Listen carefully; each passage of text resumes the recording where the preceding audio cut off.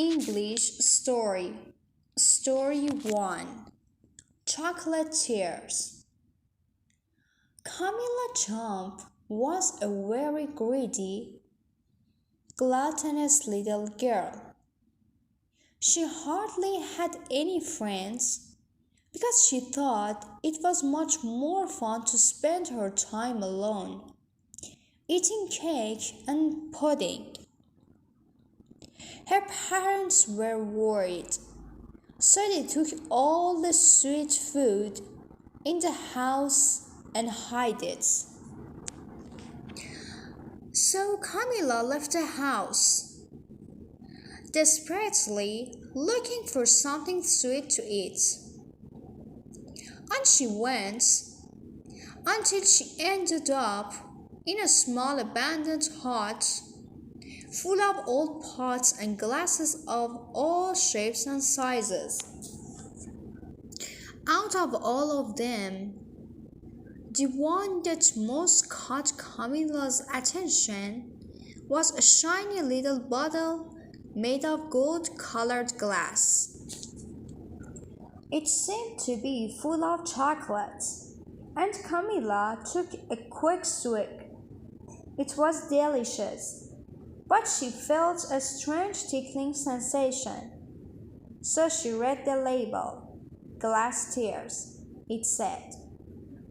And in small print it explained, magically converts tears into chocolates.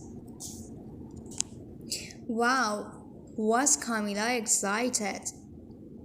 She ran everywhere looking for someone who was crying, and she came upon a little girl who was weeping disconsolately. Sure enough, her tears were converted into chocolate, and as they ran down her cheeks to her mouth, they sweetened her lips. That soon stopped her crying. Camilla and the girl spent a fun time together, tasting the delicious tears, and they parted as friends.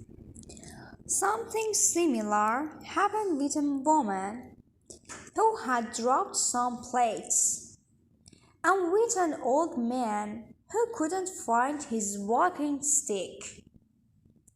The appearance of Camilla and the chocolate tears cheered up those sad faces, helping them smile once again. Soon Camilla realized that cheering people up was much more valuable than chocolates. Her mad search for sweet food stopped, and her search became one for sad people who she could try to help.